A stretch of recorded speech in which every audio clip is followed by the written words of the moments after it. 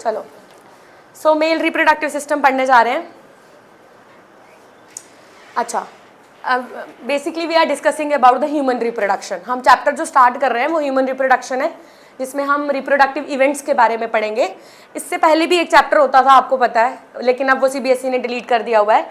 लेकिन उस चैप्टर में एक इंपॉर्टेंट चीज़ थी जो हमें पता होनी चाहिए, जो आपको पहले ये चैप्टर स्टार्ट करने से पहले आपको वो चीज़ें भी पता होनी चाहिए।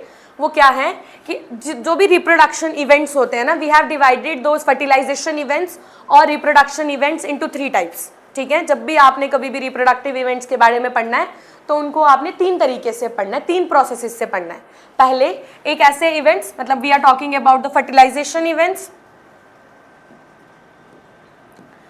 हम फर्टिलाइजेशन इवेंट्स की बात कर रहे हैं ना, तो फर्टिलाइजेशन इवेंट्स में सबसे पहले आप क्या पढ़ोगे? ऐसे इवेंट्स जो फर्टिलाइजेशन होने से पहले होते हैं। पहले तो बताओ what is the meaning of fertilisation? Fusion of male gametes with the female gametes. ठीक है, तो ये किसके अंडर आ जाता है? फर्टिलाइजेशन इवेंट के अंडर आ जाता है।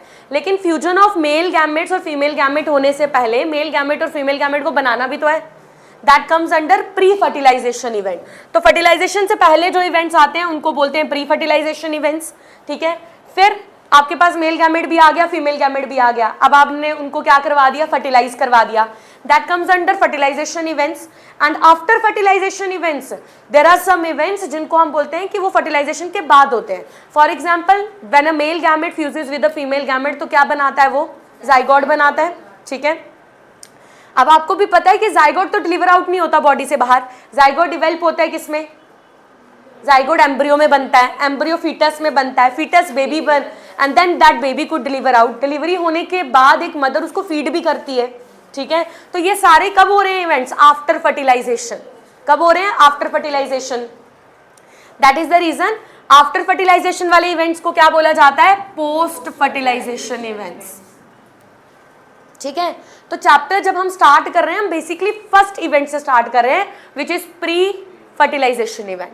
और प्री फर्टिलाइजेशन इवेंट में क्या बोला मैंने? What is the meaning of pre fertilisation event? जो फर्टिलाइजेशन होने से पहले हो रहे हैं। फर्टिलाइजेशन में क्या हो रहा था? मेल गैमेट फीमेल गैमेट के साथ फ्यूज कर रहा था। तो मैंने बोला फर्टिलाइजेशन से पहले जो इवेंट होंगे उसमें आपको मेल और फीमेल गैमेट बनाना है।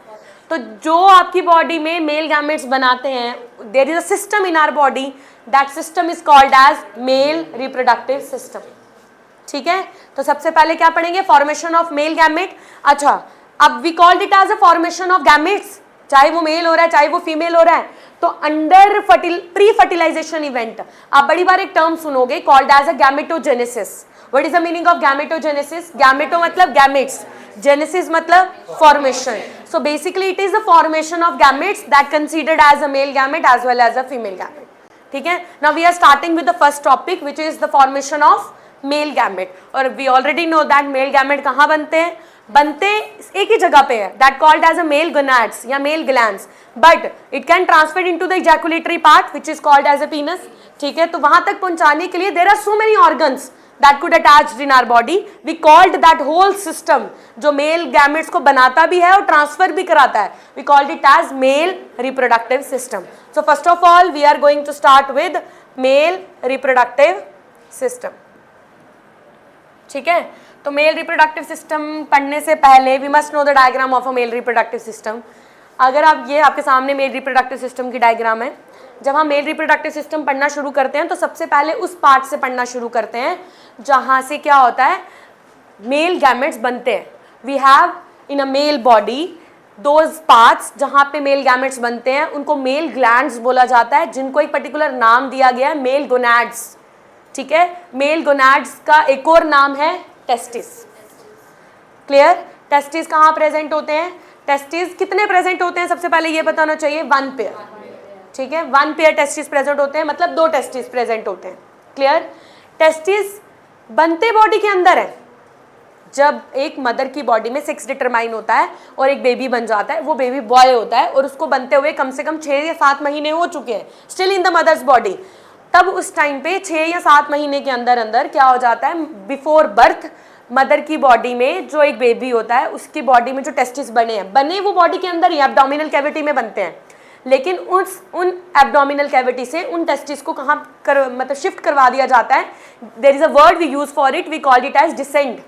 डिसेंडेंट ऑफ टेस्टिस, वो कहाँ करवा दिए जाते हैं? Outside the body into a pouch like structure, we called it as scrotal sac, sac like structure, pouch like structure, we called it as scrotum, ठीक है, या स्क्रॉटल सैक बोल लो, वहां पे टेस्टिस को पहुंचा दिया जाता है। नाउ द क्वेश्चन अराइज कि टेस्टिस को वहां क्यों पहुंचाया जाता है? जब वो बंद बॉडी में रहे हैं, उन्होंने स्पर्म्स को जब ट्रांसफर करना है तो भी बॉडी के थ्रू ट्रांसफर करना है, लेकिन उनको बाहर क्यों भेजा जा रहा है टेस्टिस को?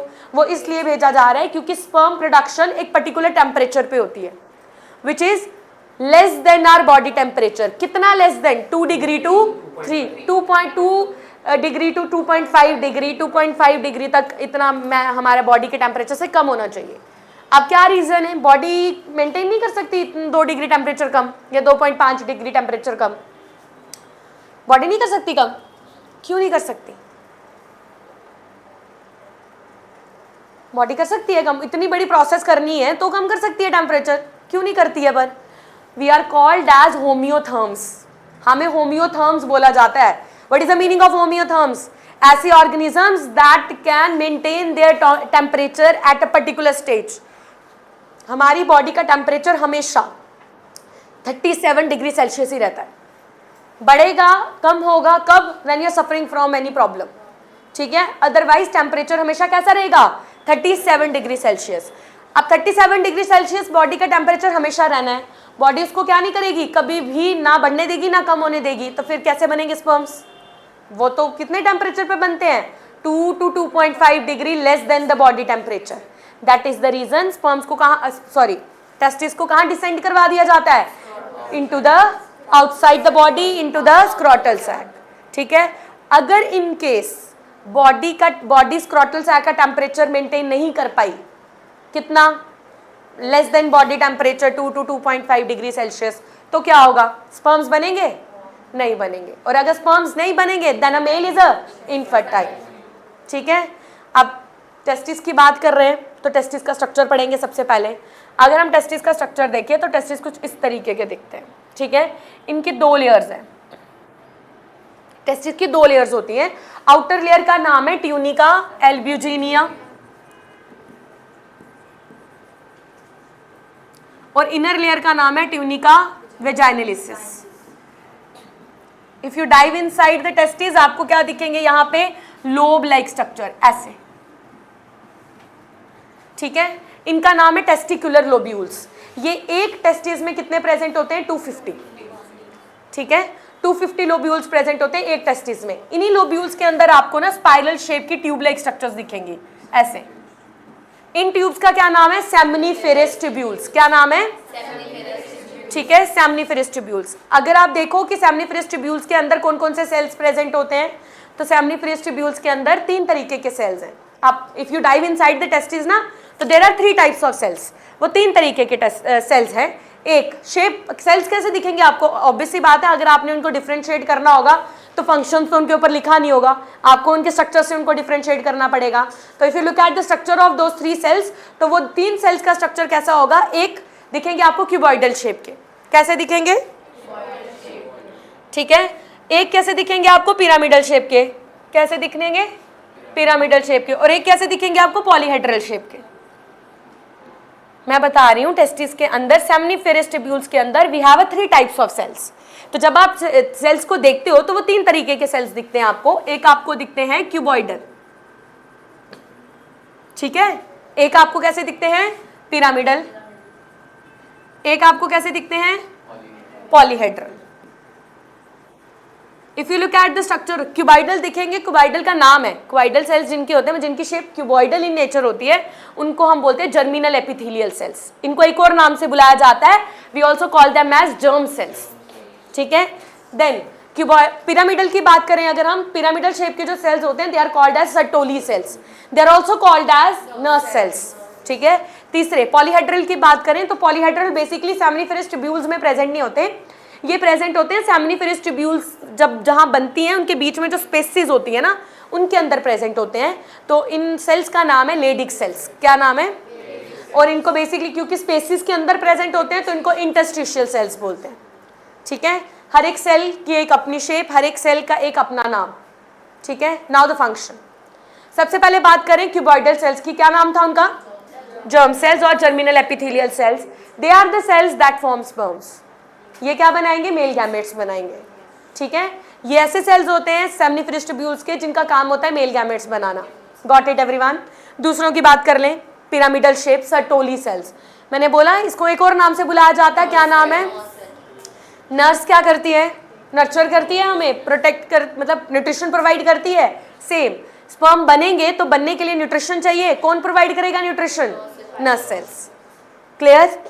हमेशा एक बात याद रखना, अगर विदाउट नर्स सेल्स कभी स्पर्म बन गए, मतलब स्पर्म बन गए, जर्मिनल एपिथेलियल सेल ने बनाने हैं स्पर्म, लेकिन अगर नर्स सेल्स उसको न्यूट्रिशन प्रोवाइड नहीं कर रहे हैं, वो स्पर्म हमारे किसी काम के नहीं है, they are not able to do fertilisation. समझ आई बात? Third one, polyhedral. What is the meaning of polyhedral? Polyhedral एक शेप है, पॉलीहेड्रल के जो सेल्स होते हैं उनका नाम है इंटरस्टिशियल सेल्स, और एक और नाम से बुलाया जाता है लेडिक सेल्स। बेसिकली ये सेल्स एक ग्रुप ऑफ हार्मोन्स प्रोड्यूस करते हैं, and the group of hormone is called as androgens. और एंड्रोजन के अंदर जो एक स्टेरॉइड आता है, जो हार्मोन आता है, steroidal hormone, we called it as testosterone. अब टेस्टोस्टेरोन क्या करता है? Testosterone is the hormone which is required for the formation of sperms. Got it everyone? ठीक है, समझ आ गया ये? This is the structure of the testis. ऐसा टेस्टिस काम कर रहा है। क्लियर? क्या पढ़ा हमने टेस्टिस के बारे में? वन पेयर ऑफ टेस्टिस कहाँ प्रेजेंट होते हैं? Outside the body.